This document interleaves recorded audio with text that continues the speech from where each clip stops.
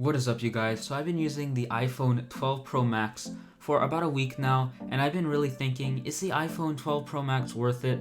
I mean, it costs about $1,200 after tax, so it's a really expensive device, but it's missing a lot of the features that you see in today's flagships that are available at a similar price. In the end, I think, really, no, it's not worth it. Let me tell you why. Today we're going to go over why not to buy the iPhone 12 Pro Max. So reason one is the form factor. This device sure has a bigger battery than most of the iPhone 12 lineup, but the thing is huge and heavy. So this thing is roughly the size of my face. I can't properly reach across the screen. I can't reach the top of my screen. I can't actually use this phone with one hand. And not only that, but that size combined with the build materials, the stainless steel edges, they're beautiful, but they're heavy. So if I'm sitting on bed watching YouTube like this, my hand is gonna get tired as heck, and so this phone is just too big and too heavy. Now we can get over that, but then what about the screen quality? Well, here's the issue.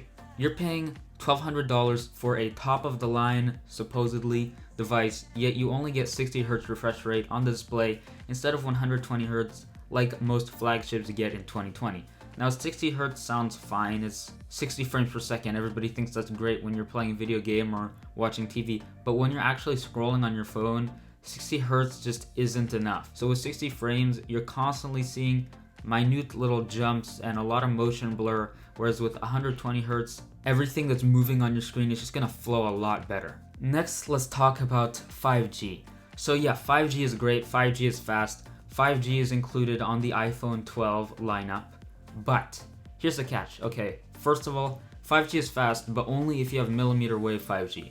Millimeter wave 5G is only available on US iPhone models.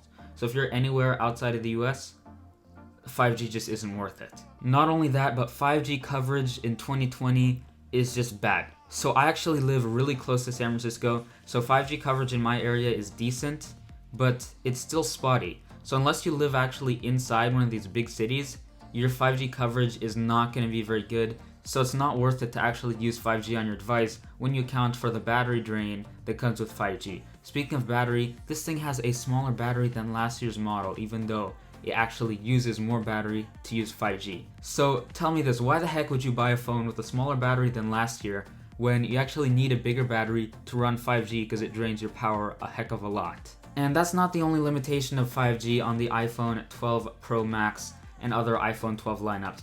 The 5G used in the iPhone does not support dual SIM. So if you have an eSIM or dual SIM used in these iPhone models, then your 5G just won't work. It will revert to using 4G LTE, which in that case, just buy an iPhone 11 Pro. In addition, when you spend $1,200 top dollar on a cell phone, which is really expensive considering you can get a MacBook Air for like $900 nowadays, $1,200 for a cell phone's a lot of money, but Apple doesn't even include a power adapter in your box. So they claim that this is to reduce waste because quote-unquote everybody has a power adapter that will work with the iPhone Lightning cable. But here's the fault in that argument. Almost nobody has a power adapter that will work with the new iPhone Lightning cables because they use USB-C, not regular USB. And so unless you bought an iPhone 11 last year, your iPhone power adapter doesn't use USB-C, it uses the old USB. So you'll need to go and buy another power adapter, which conveniently Apple charges money for. And let's talk about FaceID. So FaceID is really great. Let's be honest, it works really well. I use it all the time to unlock my phone. Boom, unlocked, just like that. But during coronavirus, when everybody has to wear a mask whenever you're outside of your house, it just doesn't work. I mean, when I'm outside with a mask like this, I can't actually use FaceID. And so I have to pull my mask down, use Face ID, and put it back on.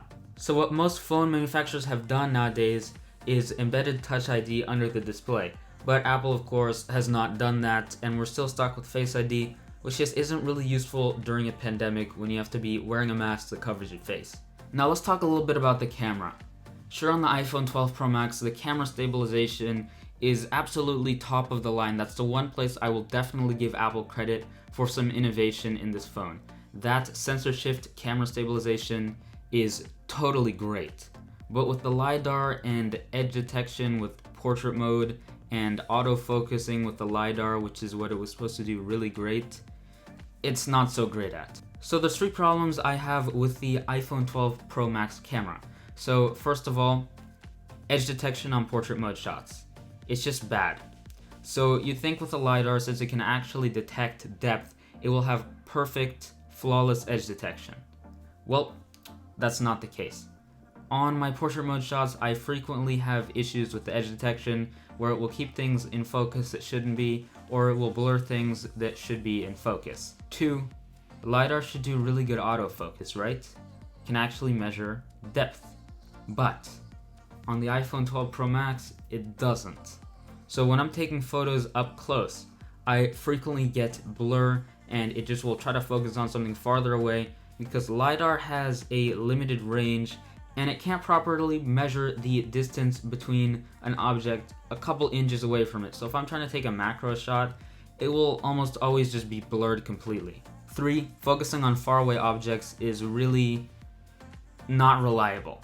So sometimes it can focus on objects that are far away, sometimes it will just give you a totally blurry shot, sometimes it will try to focus on objects that are closer even when you try to manually focus the device. So that's a huge issue and should not be present on a device which one of its main selling points is the camera. So when I'm spending over $1,000 on a phone, I expect to get a top-of-the-line phone that can actually compete with other phones out on the market.